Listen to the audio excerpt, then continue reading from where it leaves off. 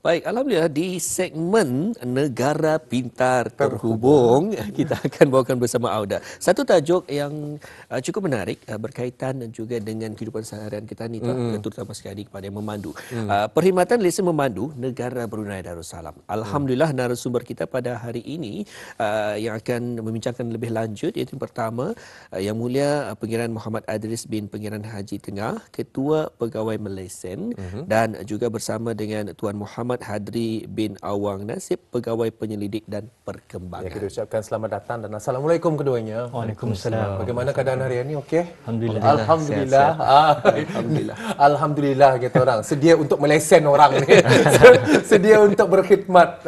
Kerana kadang-kadang ada di antara kita ni yang kan lesen ni ada pelbagai peringkat, pelbagai kelas dan sebagainya. Ada yang lupa kadang-kadang untuk membaharui lesen mereka. Betul. Jadi kepada bis kita yang ada mungkin kewahaman, ketidakfahaman, ya masih ada lagi soalan-soalan yang membelenggu perasaan dan minda tentang lesen lah ni. Jadi jangan lupa untuk bersama kami di segmen ini. Ya, silakan. Baik, terlebih dahulu kita bersama dengan Pangeran Muhammad Adris bin Pangeran Haji Tengah. Ya, mungkin dapat dikongsikan mengenai dengan berapa banyak jenis dan apakah jenis-jenis lesen memandu yang ada dikeluarkan oleh pihak JPD sendiri, Menjunjung Pangeran. Bismillahirrahmanirrahim. Assalamualaikum warahmatullahi wabarakatuh. Terlebih dahulu mewakili Jabatan Pengangkutan Darat mengucapkan terima kasih di atas peluang pada pagi ini pada pihak Jabatan pihak Radio Television Brunei kerana memberi peluang pada pagi ini untuk JPD memberikan serba sedikit mengenai perkhidmatan lesen memandu yang ada di Negara Darussalam. Jadi Jabatan Pengangkutan Darat JPD ingin maklumkan orang ramai mengenai perkhidmatan yang disediakan berkaitan dengan lesen memandu.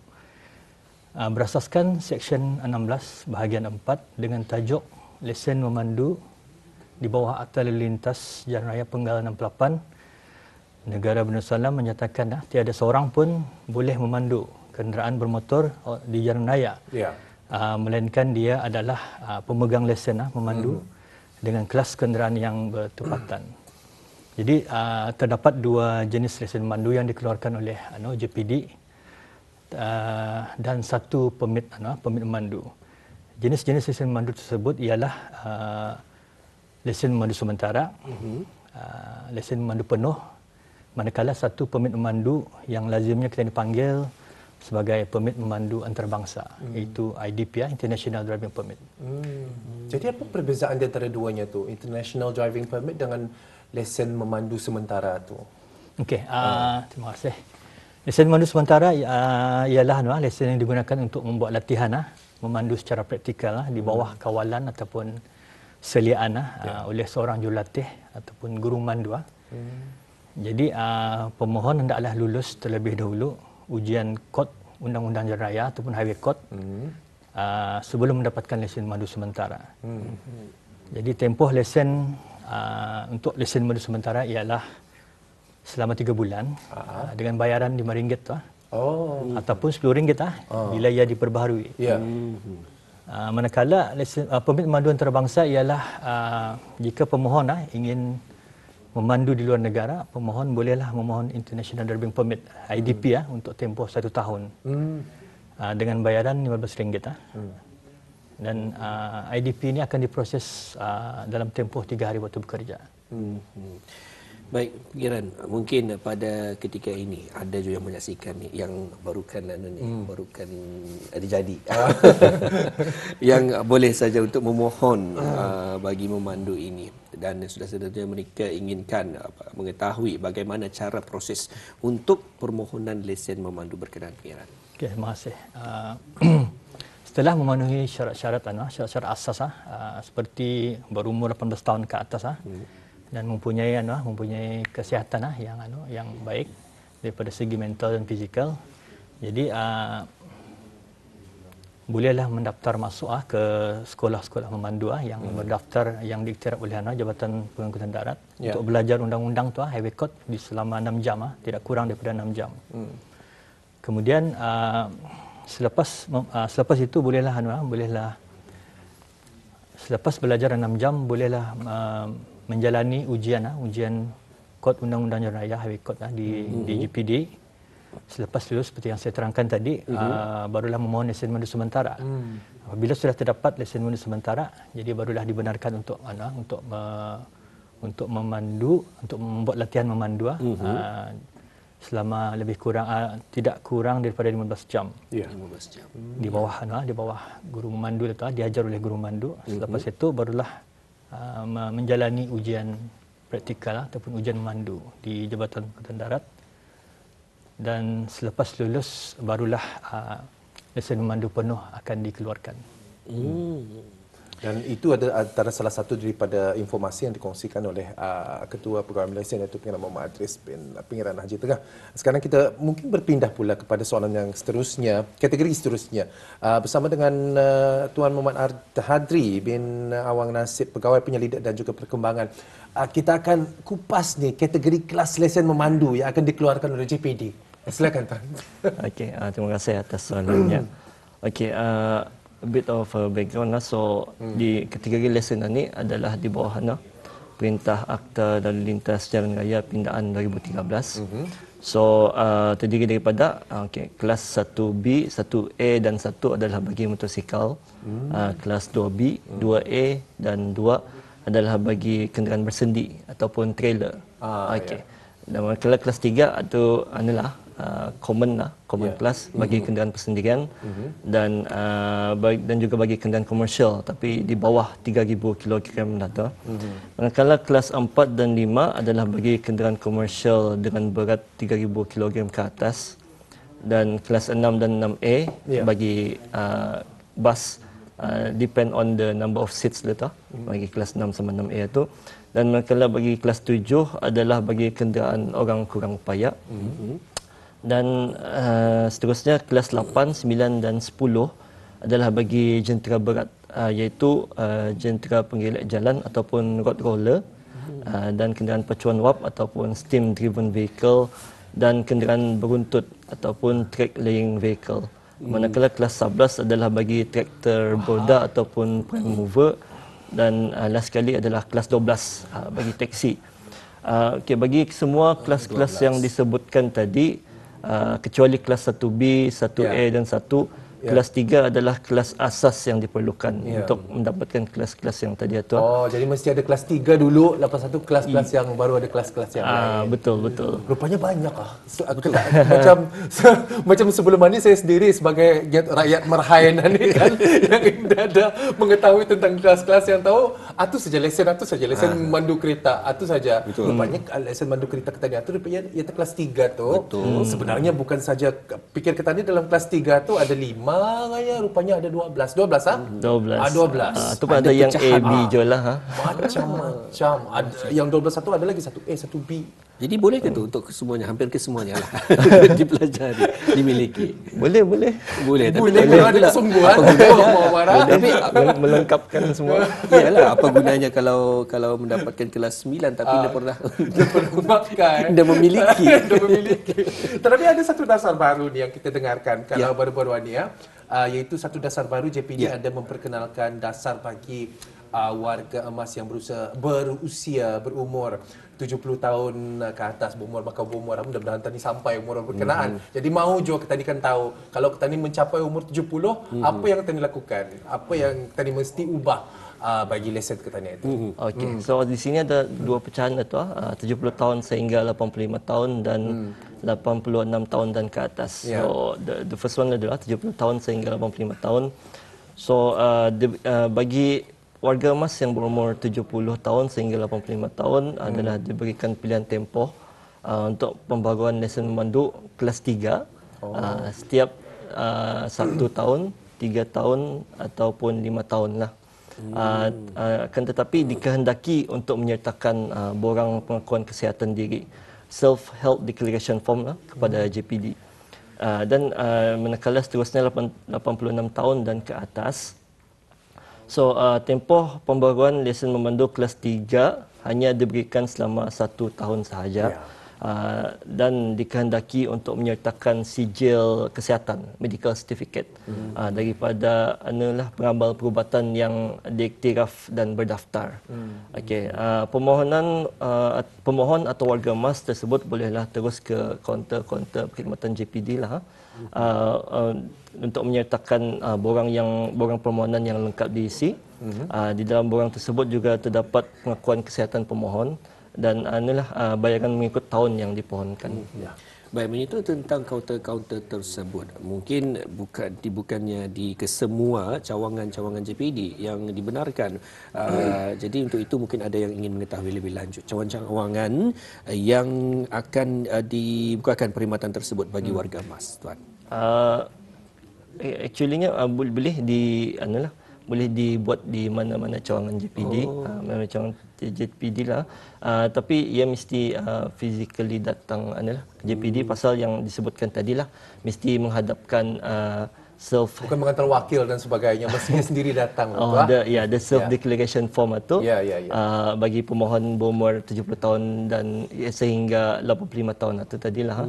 Manakala the medical certificate bagi 80 tahun dan ke atas itulah. So that's why ianya diperlukan lah untuk ke cawangan-cawangan JPD. Baik, kita bersama seterusnya dengan Pengiran Muhammad Adris bin Pengiran Haji Tengah. Pengiran, penukaran lesen memandu warga asing kepada lesen memandu negara Brunei Darussalam juga adalah merupakan salah satu perkhidmatan yang disediakan oleh pihak JPD. Apakah dasar-dasar yang berjalan pada ketika ini, Pengiran, mengenai dengan perkhidmatan tersebut, dan apakah proses bagi warga asing yang ingin mendapatkan perkhidmatan berkenaan? Okay, terima kasih. Jadi mengenai pertukaran lesen memandu, conversion of foreign driving license ini bermula 1 Mei 2021 yang lalu. Pemohon-pemohon yang terdiri daripada warga asing yang berada atau menetap di negara ini melebihi 12 bulan yang ingin memohon pertukaran lesen memandu warga asing kepada lesen memandu negara Brunei Darussalam adalah dimestikan untuk menjalani dua bentuk ujian, iaitu ujian Highway Code, ujian undang-undang jalan raya, dan ujian mandu secara praktikal. Jadi secara amnya pemohon-pemohon akan berjumpa kepada pegawai Malaysian bagi pengesahan lesen memandu dan kesihatan pemohon. Jadi seterusnya pemohon akan membuat tempahan ujian seperti yang disebutkan tadilah, ada 2 ujian itu. Jadi membuat tempahan seterusnya. Sekiranya gagal, macam mana tu? Gagal ujian. Mungkin saja dah sah atau macam mana ni? Ataupun cuba lagi. Biasa mengrem sebelah kanan. Ini kadang-kadang ada kekeliruan di sana. Macam mana tu? Okay. Sekiranya pemohon tidak lulus di dalam ujian-ujian tersebut, maka pemohon-pemohon tersebut akan dikehendaki untuk mendaftar masuk ke sekolah memandu. Untuk belajar selama tidak kurang dari 3 jam bagi kod undang-undang jalan raya, Highway Code. Dan jika bagi latihan praktikal tidak kurang daripada 5 jam sebelum ujian ulangan seterusnya dibenarkan. Jadi bagaimana pula dengan rakyat, warga asing yang ingin menjalani ujian berkenaan? Adakah di tempat-tempat cawangan sasarannya di mana yang specifically designed khas untuk warga asing hanya untuk belajar memandu? Sebenarnya di kesemua cawangan-cawangan JPD Sungai Akar, Tutong, Temburong, Belait dan Mumung, kecuali di ibu pejabat boleh dipohonkan oleh warga asing tersebut. Jadi waktu perkhidmatan adalah setiap hari waktu bekerja, iaitu pada hari Isnin hingga hari Khamis, bermula 8 pagi hingga 11.30 pagi dan disambung jam 1.30 petang hingga 3 petang. Baik, biasanya pada ketika ni kita ni menggunakan talian ni, dalam talian menggunakan aplikasi dan juga sebagainya untuk memudahkan lagi segala urusan kita. Kadang-kadang kesuntukan masa dan betul. Sebagainya disebabkan oleh waktu kerja dan sebagainya. Mungkin ada juga daripada pihak JPD sendiri untuk memudah cara lagi bagi mereka yang ingin memperbaharui lesen memandu secara dalam talian, mungkin ada? Terima kasih atas soalannya. Permohonan boleh dibuat atas talian melalui laman sesawang gov.bn, gov.bn, ataupun melalui aplikasi Mudah Alih Transport BN. Permohonan dalam talian ini hanyalah bagi walau bagaimanapun permohonan dalam talian ini adalah bagi lesen memandu kelas 1 dan 3 sahaja, tetapi tidak termasuk bagi pembaruan lesen memandu warga emas yang berumur 30 tahun ke atas tadi yang disebutkanlah yang perlu yang perlu berurusan di JPD. Dan seterusnya adalah bagi pemohon yang mempunyai lesen memandu yang telah mansuh lebih daripada 3 tahun pun tidak boleh dibarui melalui secara online. Kurang daripada 3 tahun boleh? Kurang daripada 3 tahun boleh. Kadang-kadang terlupa. Jadi tu, satu kadang-kadang terlupa dan kadang-kadang soalan daripada para pelanggan, daripada customer ni balik-balik kadang-kadang soalan yang sama. Jadi ada pelbagai frequently asked questions kan, FAQ, termasuk saya sendiri itu termasuk saya sendiri macam-macam soalan saya ni. Ada satu tempat kah, website kah atau talian kah yang dapat saya hubungi untuk menanyakan soalan yang bertubi-tubi yang sama kan, hanya ditanyakan oleh semua orang. Macam mana pengiran? Macam mana? Terima kasih. Orang ramai bolehlah melayari laman sesawang Jabatan Pengangkutan Darat di www.gp.gov.bn dan bagi maklumat terkini dengan mengikuti kami di akaun Instagram rasmi JPD iaitu @gpd.bn. Baik, itu jawapan untuk Fakrul sendiri. Jawapan Kalau untuk ada saya. soalan, kalau ada soalan, banyak tu. Auda boleh Frequently layan. asked question. Kalau boleh ke memandu dan pakai lesen, indah boleh tu. Indah boleh. Atau jangan tadi soal barang-barang macam tu. Kalau kan mau tahu lebih lanjut lagi, hadir tak ke kaunter. Boleh memandu? Tidak boleh. Kita percaya sahaja daripada penyiaran sendiri dan juga daripada tuan sendiri ada agaknya lah nasihat yang ingin ataupun saranan yang ingin dikongsikan. Jadi mungkin dimulakan dengan pengiran dulu. Apa agaknya soalannya? Saranannya. Jadi alhamdulillah mengambil kesempatan pada pagi ini untuk sama-sama menasihatkan orang ramai untuk memastikan lesen memandu adalah sah dan tidak tamat tempoh sebelum memandu sesebuah kenderaan. Jadi seterusnya tidak melakukan perkara-perkara yang boleh mengganggu tumpuan ataupun konsentrasi ketika memandu. Seperti menggunakan telefon bimbit. Ya. Mungkin saranan daripada tuan sendiri? Okey, terima kasih. So, inilah saranan bagi mewakili pihak JPD juga. So, untuk inilah sentiasa mematuhi peraturan jalan raya yang sedang berkuat kuasalah pada masa ini. Dan untuk memastikan kenderaan sentiasa dalam keadaan baik untuk dipandulah dan inilah juga turut menyarankan orang ramai untuk memandu secara berhemah dan betul ansurlah dengan pengguna jalan raya yang lain.